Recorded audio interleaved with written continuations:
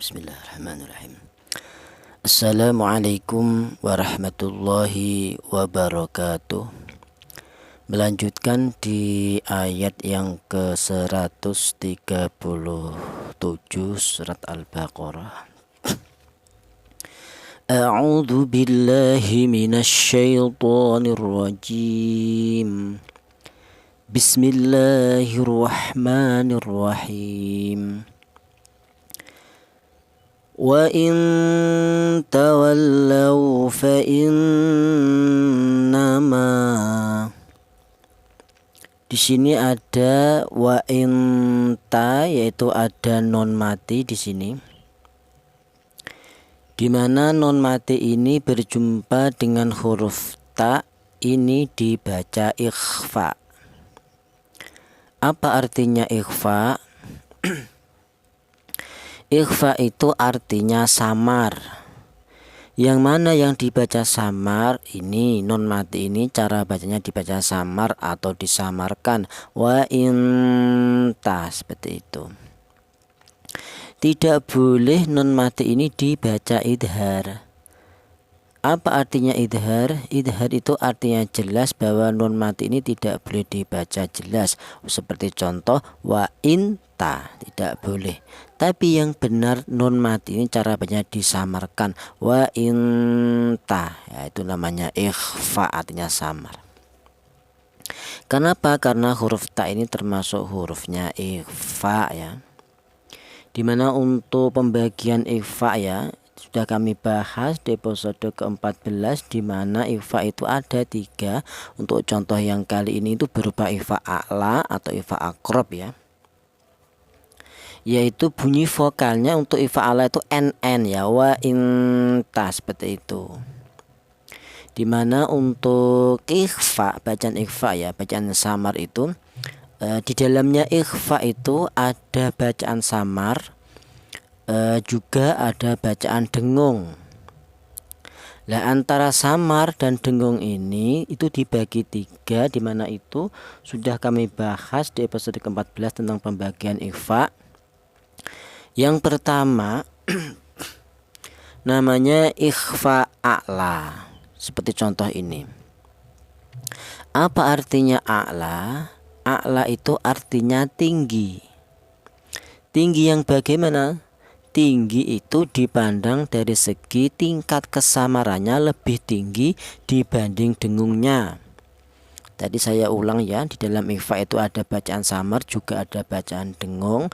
Akan tetapi untuk ikhfa yang a'la itu tingkat kesamarannya lebih tinggi, ya, tingkat samarnya lebih tinggi dibanding dengungnya.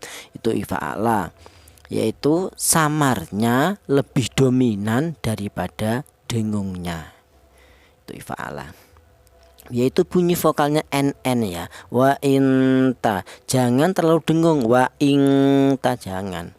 Karena ini ikhfa a'la, itu artinya a'la itu tinggi. Tinggi itu dipandang dari segi tingkat kesamarannya lebih tinggi dibanding dengungnya.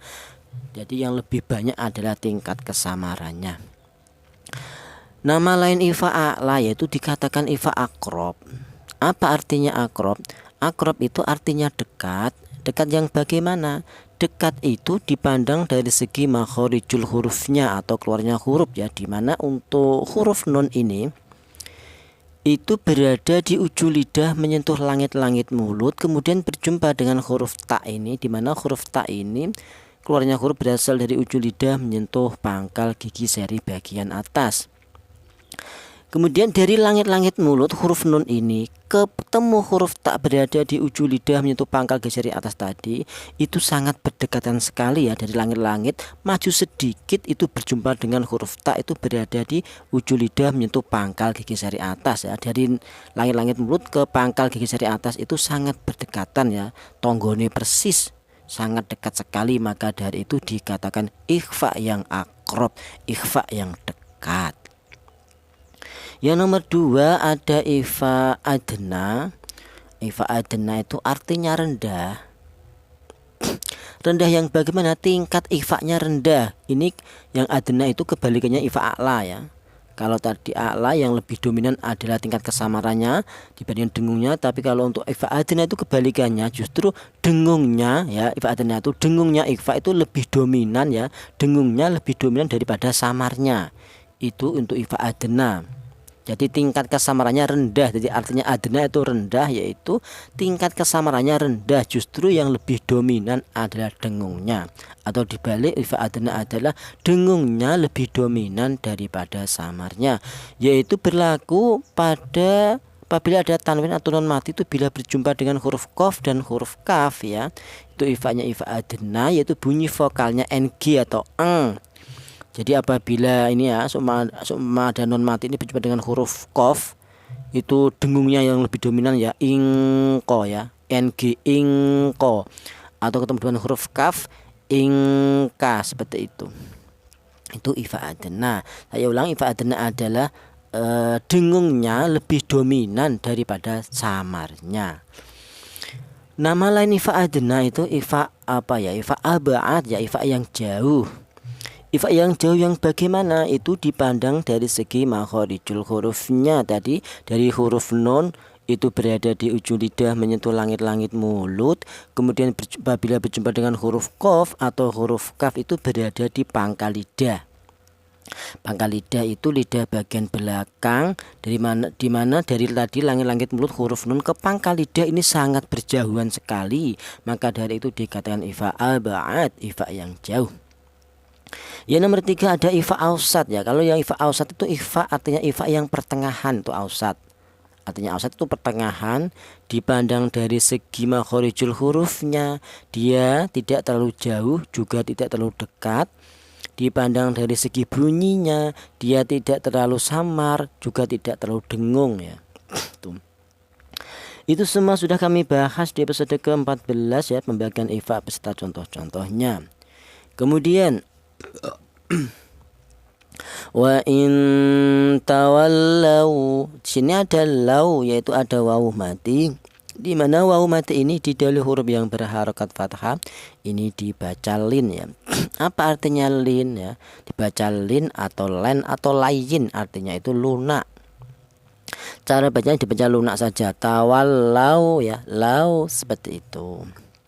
Adapun kaidahnya lin itu kapan ada wawu mati seperti ini atau ya mati yang didahului huruf yang berharokat fathah. Jadi hurufnya lin ada 2, yaitu berupa wawu mati dan ya mati. Syaratnya didahului huruf yang berharokat fathah, maka dibaca lin ya, atau len atau layin. Kemudian di sini ada fa'in nama. Di sini ada fa'in na, ada nun yang bertasdid. Ini dibaca gunnah. Apa artinya gunnah? Gunnah itu artinya ada suara berdengung. Kapan? Yaitu ketika ada huruf nun yang bertasdid atau huruf mim yang bertasdid, maka dibaca gunnah. Jadi artinya gunnah itu ada suara berdengung. Adapun panjangnya dengung yaitu 2 harokat atau 2 ketukan. Fa'in, nah itu namanya gunnah atau dengung. Fa'in, nah, jangan kecepatan ya, dengung 2 ketukan. Fa'in, seperti itu. Jangan kecepatan fa'in nama, jangan. Kalau fa'in ya dapat dengungnya sedikit ya, kurang panjang. Fa'in, seperti itu. Adapun untuk nadhamnya wa gunnatun qad aujabuha abada fil mimi wan nuni idza masyutida. Untuk seputar gunnah sudah kami bahas di episode ke-7. Kemudian fa nama, di sini ada ma, yaitu ada alif ya. Di mana alif ini didahului huruf yang berharokat fathah, ini dibaca matobi'i. Artinya matobi itu dipanjangkan 2 harokat atau 2 ketukan, ma, seperti itu. Dimana huruf mim ini ya berharokat fathah, kemudian huruf kedua ini alif ini. Jadi ma itu terbuat dari 2 huruf mim dan huruf alif. Yang berharokat fathah adalah huruf mimnya. Jadi fungsinya alif ini sebagai matobi atau sebagai untuk memanjangkan bacaan saja. Kalau tidak ada alifnya matobi ini, ma ini dibaca pendek, yaitu 1 harokat atau 1 ketukan ya, ma, seperti itu. Berhubung ada alifnya ini sebagai mad tabi'i, maka dipanjangkan 2 ketukan. Seperti itu. Adapun untuk hurufnya mad tabi'i itu ada 3. Yang pertama ini berupa alif ya. Alif ini menjadi hurufnya mad tabi'i, syaratnya yaitu didahului huruf yang berharakat fathah ini. Kemudian hurufnya mad tabi'i yang kedua berupa ya mati seperti ini, dimana ya mati ini didahului huruf yang berharakat kasroh. Ini juga ada ya mati yang didahului huruf yang berharakat kasroh. Kemudian yang ketiga itu berupa wawu mati seperti ini, dimana wawu mati ini menjadi hurufnya mad tabi'i, syaratnya didahului huruf yang berharakat dhammah. Ini juga ada wawu mati yang didahului huruf yang berharakat dhammah. Saya ulang, hurufnya mad tabi'i ada 3. Yang pertama ada alif, syaratnya didahului huruf yang berharakat fathah. Hurufnya mad tabi'i yang kedua berupa ya mati, syaratnya didahului huruf yang berharakat kasroh. Hurufnya mad tabi'i yang ketiga berupa wawu mati, syaratnya didahului huruf yang berharakat dhammah. Kita geser nadumnya ya, nadumnya mad tabi'i ya. Wa syartuha iskanu wawin ba'da dham wa saknu ya'in ba'da kasrin multazam wa alifun min ba'di fathin wa qa'a wa lafdhu nuhiha li kulli jama'ah. Kita geser dulu.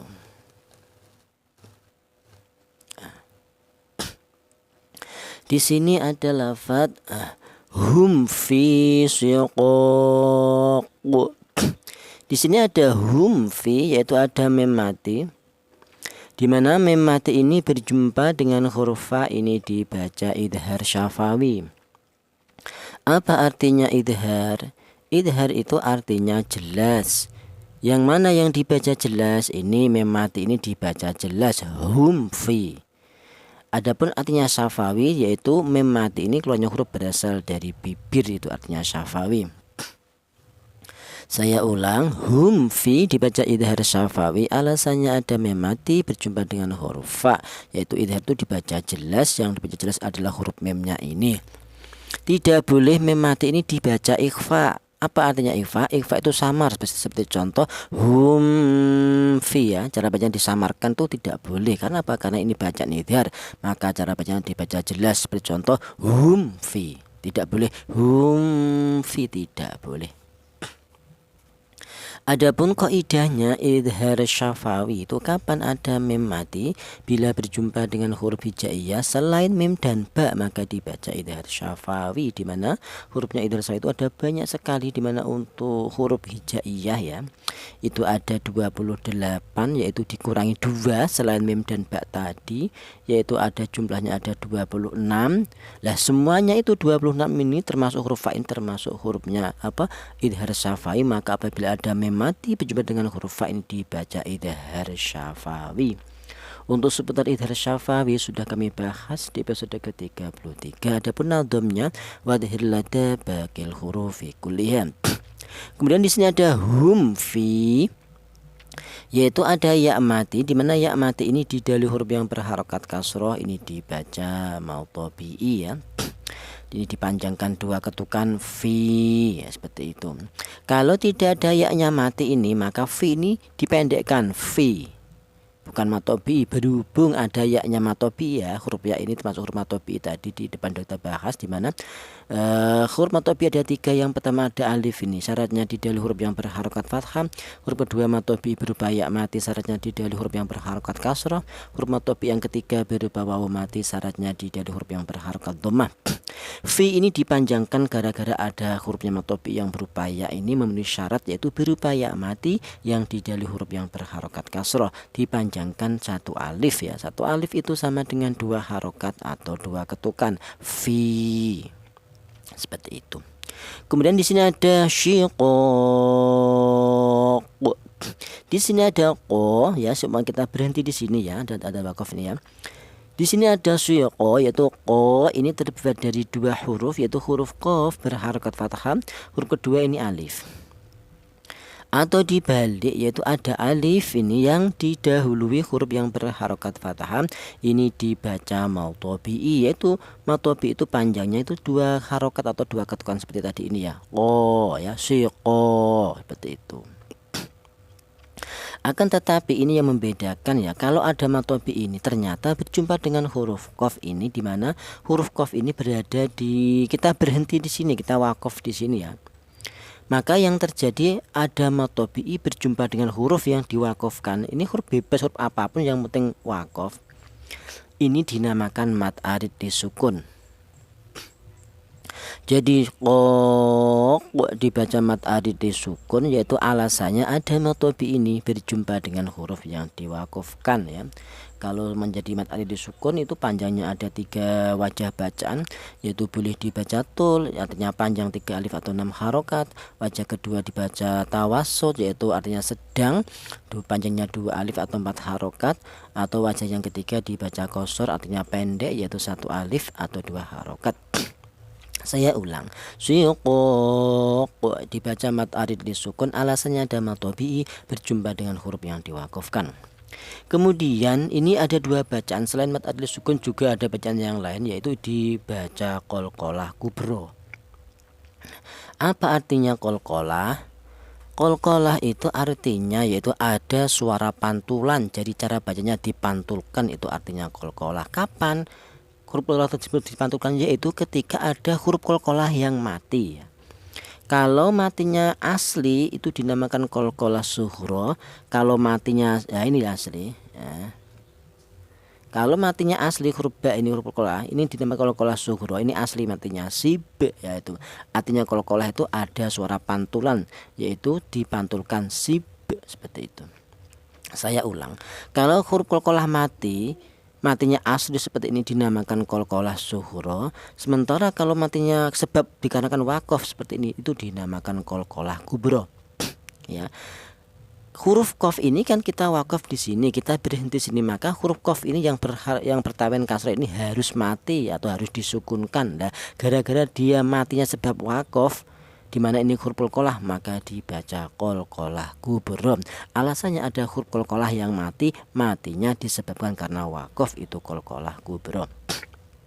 Dimana untuk seputar qalqalah ya itu sudah kami bahas di episode ke-23, dimana untuk hurufnya qalqalah itu ada 5, yaitu qaf, ta, ba, jim, dal ya. Itu hurufnya yang membedakan antara qalqalah sughra dan kubro. Saya ulang, kalau qalqalah sughra seperti ini yaitu berupa huruf qalqalah yang matinya ini asli. Sementara huruf qaf ini sebenarnya tidak mati, bertawen kasroh, akan tetapi berhenti kita wakaf, maka huruf ini harus disukunkan. Karena apa kok disukunkan atau mati? Karena dia wakaf. Jadi huruf apapun itu ketika wakaf harus disukunkan ya, kecuali bertanwin fathah ya. Harokat kasroh atau tawin kasroh atau tawin dhammah, harokat fathah atau harokat dhammah, itu apabila dia wakaf di situ itu harus mati, harus disukunkan. Lah gara-gara ini huruf qaf ini termasuk hurufnya qalqalah dan matinya disebabkan karena wakaf atau berhenti, maka dinamakan qalqalah kubro. Cara bacanya dipantul. Jadi apa artinya qalqalah ya? Qalqalah itu artinya ada suara pantulan, yaitu kapan? Ketika berupa huruf qalqalah yang mati syaratnya. Kalau matinya asli seperti ini dinamakan qalqalah sughra. Kalau matinya sebab wakaf dinamakan qalqalah kubro. Cara bacanya dipantulkan, syuqaq dipantulkan. Yang ini si b, seperti itu. Kemudian di sini ada fasayakfikahumullah. Di sini ada fi, yaitu ada ya mati yang didahului huruf yang berharokat kasroh, tadi sudah dibahas. Ini dibaca matobi'i.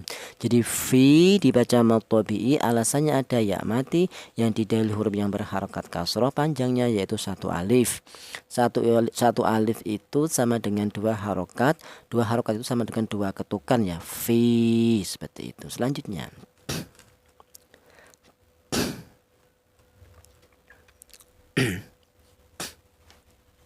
di sini ada lafaz kahumullah ya. Ini ada lafal Allah.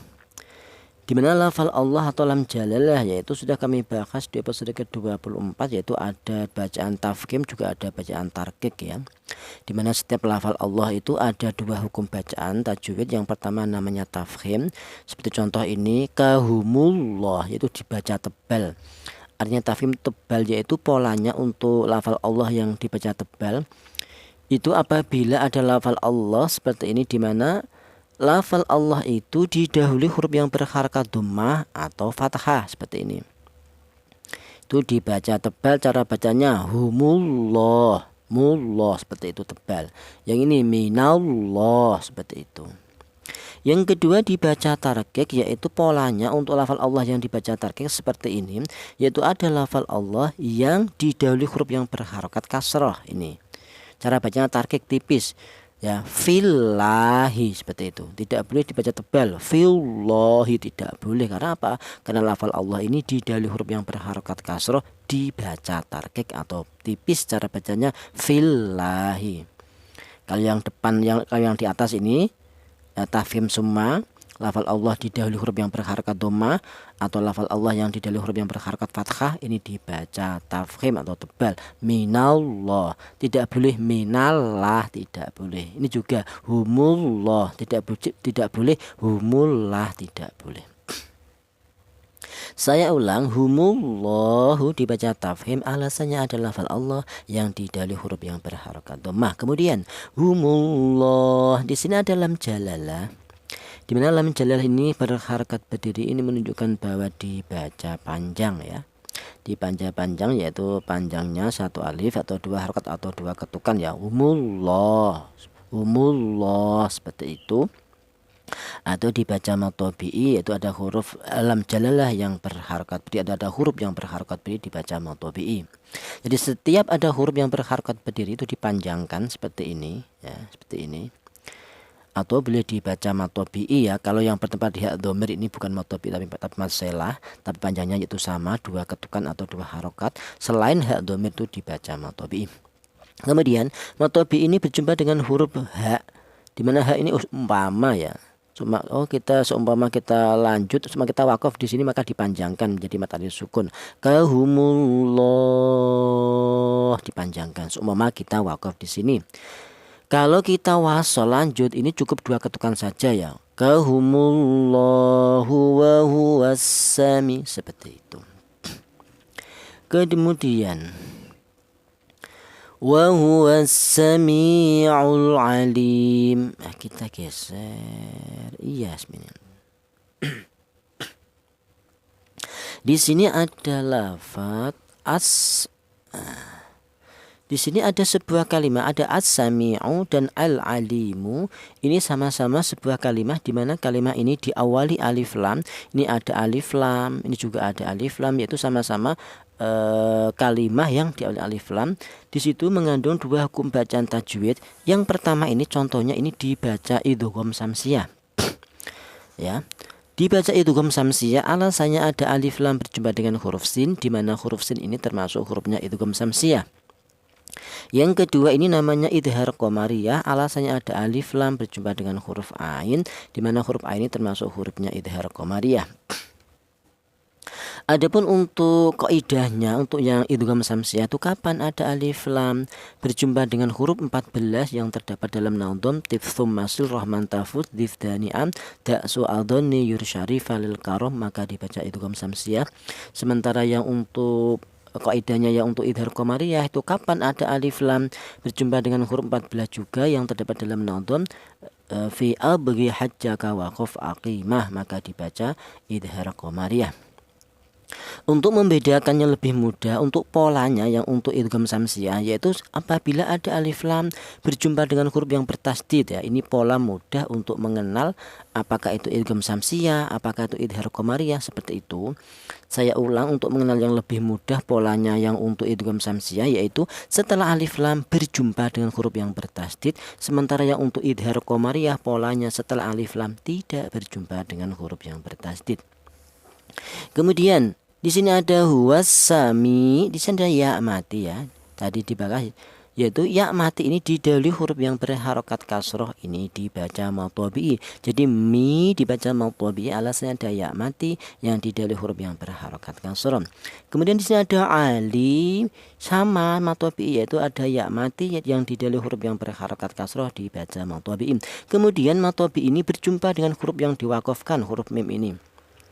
Di mana huruf mim ini ya berada di akhir ayat ya 137 surat Al-Baqarah ini ya. Ini berada di akhir ayat, maka kita berhenti di sini, kita bacanya wakaf berhenti di sini. Maka huruf mim ini harus disukunkan, harus mati. Kenapa kok mati? Karena kita wakaf, kita berhenti. Jadi huruf apapun apabila berhenti ya, apabila berhenti itu harus mati. Maka yang terjadi ada mat tabi'i li berjumpa dengan huruf yang diwakafkan huruf mim ini, maka menjadi mat arid li sukun. Jadi lim dibaca mat arid li sukun, alasannya ada mat tabi'i berjumpa dengan huruf yang diwakafkan. Ini nadhamnya mat arid li sukun wa iyakun qad arada sukunu waqfan fa'aridun kanasta'inu. Kita bahas makharijul huruf ya tadi. Yang pertama huruf wawu. Huruf wawu itu keluarnya huruf berasal dari kedua bibir yang renggang ya, dimana kedua bibir itu ditempati 3 huruf. Jadi huruf yang keluar berasal dari kedua bibir itu ada 3 huruf, yaitu huruf wawu, kemudian huruf mim, kemudian huruf ba. Saya ulang, huruf yang keluar berasal dari kedua bibir ada 3 huruf, itu huruf ba, huruf mim, dan huruf wawu. Akan tetapi dibedakan ya, untuk yang huruf wawu ini itu dihasilkan dari kedua bibir yang renggang. Kita bilang wa itu kedua bibir, baik bibir atas atau bibir bawah berperan, akan tetapi tidak rapat ya, renggang wa. Sementara untuk huruf mim dan huruf ba ini dihasilkan dari kedua bibir yang rapat, baik bibir atas atau bibir bawah itu nempel rapat dulu. Kita bilang ma, kita bilang ba, kita bilang ma, kedua bibir kita rapat dulu ya. Saya ulang, huruf yang keluar berasal dari kedua bibir itu ada 3 huruf, yaitu huruf ba dan huruf mim dan huruf wawu. Akan tetapi dibedakan untuk huruf mim dan huruf ba ini dihasilkan dari kedua bibir yang rapat, sementara untuk huruf wawu dihasilkan dari kedua bibir yang renggang ya. Wawi wubau wani waw na minal muni mawi waw wani wa. Untuk huruf hamzah keluarnya huruf berasal dari pangkal tenggorokan ya. Pangkal tenggorokan itu ditempati 2 huruf, yaitu huruf hamzah dan huruf ha. A i u ba u an ani a na minal mu'ni ma'i an ani an. Untuk huruf nun keluarnya huruf berasal dari ujung lidah menyentuh langit-langit mulut ya. Untuk teman-teman yang masih bingung seputar untuk makharijul huruf sudah kami bahas di episode ke-12 dan 13. Di situ ada videonya, langsung kami tunjukkan tempat-tempatnya ya. Ini hanya mengulang sekilas saja agar tidak lupa. Yaitu huruf nun keluarnya huruf berasal dari ujung lidah menyentuh langit-langit mulut. Nani nupen nunan naninan naminal munni maninan nanina. Untuk huruf ta ini keluarnya huruf berasal dari ujung lidah menyentuh pangkal gigi seri atas ta ya. Tati tupet tutan tanitat naminal mutni matitan tanita. Untuk huruf wawu tadi sudah, yaitu huruf wawu itu keluarnya huruf berasal dari kedua bibir yang renggang ya. Huruf lam keluarnya huruf berasal dari ujung lidah menyentuh langit-langit mulut. Lali lupel lulal lalilal naminal mulni malilal lanila. Kemudian huruf wawu keluarnya huruf berasal dari kedua bibir yang renggang. Huruf fa ini keluarnya huruf berasal dari bibir bawah bagian dalam menyentuh ujung gigi sari atas ya. Untuk kalau huruf fa ini hanya yang berperan itu hanya 1 bibir, akan tetapi bibir bawah saja yang bagian dalam kemudian menyentuh ujung gigi sari atas ya.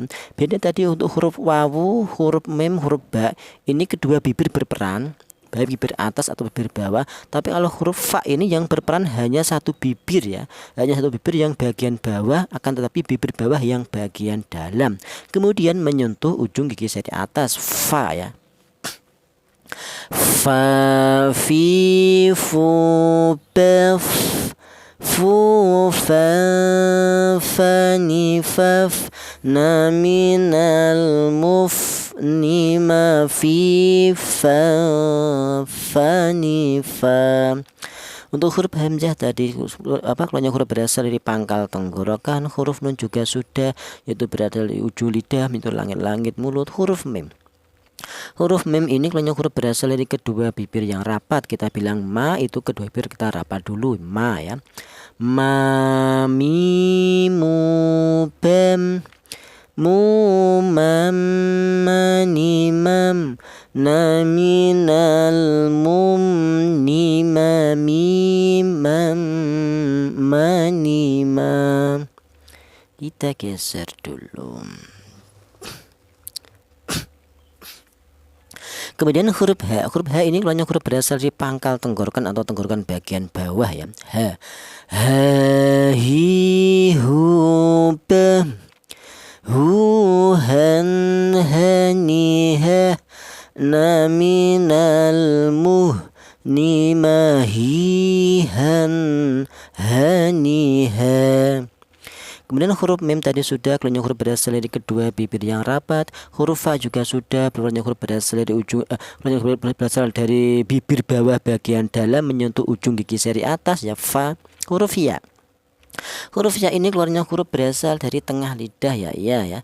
Ya yi yu bei yu yai ya ni yai na minal muini ma yi yai ya ni ya. Huruf shin ini juga sama, huruf ya itu berasal dari tengah lidah ya. Di mana tengah lidah itu ditempati tiga huruf, yaitu huruf jim. Mana huruf jim? Tidak ada di sini. Huruf jim, kemudian huruf shin ini dan huruf iya ya. Ya, kalau yang tidak ada titiknya 3 itu bukan, itu berada ya ini tidak sama, ini berada di ujung lidah menyentuh pangkal gigi jari bawah ya. Kalau yang punya sifat tafashi atau ada suara tersebar, ini keluarnya huruf berasal dari tengah lidah ya, sha. Ya, kalau ini sifat sofir ya. Ini huruf shin ini berasal dari tengah lidah. Sha shi shu bash shu sha sha ni shash na minal mush ni ma shi sha sha ni sha. Ini ifanya ifa ausat ya, ma shi sha sha ni sha, seperti itu. Kemudian huruf qaf ini keluarnya huruf berasal dari pangkal lidah. Pangkal lidah itu lidah bagian belakang, itu ditempati dua huruf, yaitu huruf qaf ini dan huruf kaf.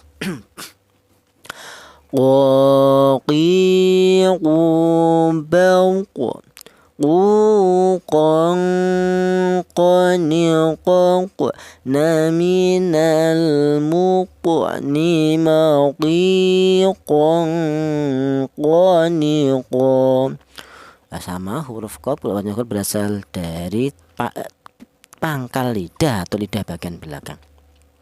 Kemudian huruf fa ini keluarnya huruf berasal dari bibir bawah bagian dalam menyentuh ujung gigi seri atas. Fa tadi sudah. Huruf sin belum. Huruf sin ini keluarnya huruf berasal dari ujung lidah menyentuh pangkal gigi seri bawah ya, sa ya. Sa si su bes su sa sa ni sas na minal mus ni ma si sa sa ni sa. Huruf ya keluarnya huruf berasal dari tengah lidah tadi sudah. Huruf kaf keluarnya huruf berasal dari pangkal lidah ya. Pangkal lidah ya sama dengan huruf kaf tadi, yaitu ka ya. Kaki kubak kukang kanikak na minal muk ni maki kang kanika. Kemudian huruf fa keluarnya huruf berasal dari bibir bawah bagian dalam menyentuh ujung gigi seri atas. Fa. Huruf ya keluarnya huruf berasal di tengah lidah. Ya. Huruf kaf sudah keluarnya huruf berasal dari pangkal lidah ya. Ka. Huruf H sudah keluarnya huruf berasal dari tadi pangkal tenggorokan. Huruf mim keluarnya huruf berasal dari kedua bibir yang rapat. Huruf lam keluarnya huruf berasal dari ujung lidah menyentuh langit-langit mulut. Huruf H berada di pangkal lidah. Huruf wawu berada dihasilkan dari kedua bibir yang renggang. Wa. Huruf H berada di pangkal tenggorokan. Huruf wawu berada di kedua bibir yang renggang. Huruf H ini berada di pangkal tenggorokan. Huruf wawu berada di kedua bibir yang renggang. Huruf sin keluarnya huruf berasal dari ujung lidah menyentuh pangkal gigi seri bawah. Sa tadi sudah. Huruf mim keluarnya huruf berasal dari kedua bibir yang rapat. Huruf ya keluarnya huruf berasal dari tengah lidah. Huruf ain. Huruf ain ini keluarnya huruf berasal dari tengah tenggorokan ya, belum ini. A i u ba au an ani a na minal mu'ni ma'i an ani a. Kemudian huruf lam ujung lidah menyentuh langit-langit mulut. Huruf ain berasal dari tengah tenggorokan tadi sudah. Huruf lam ujung lidah menyentuh langit-langit mulut. Huruf ya. Huruf ya ini keluarnya huruf berasal dari tengah lidah. Huruf mim keluarnya huruf berasal dari kedua bibir yang rapat ya, mim ya. Ma mi mu bam mu mam mani mam na minal mum ni mami mam mani mam. Shadaqallahul azim. Wallahu alam bisawab. Wassalamualaikum warahmatullahi wabarakatuh.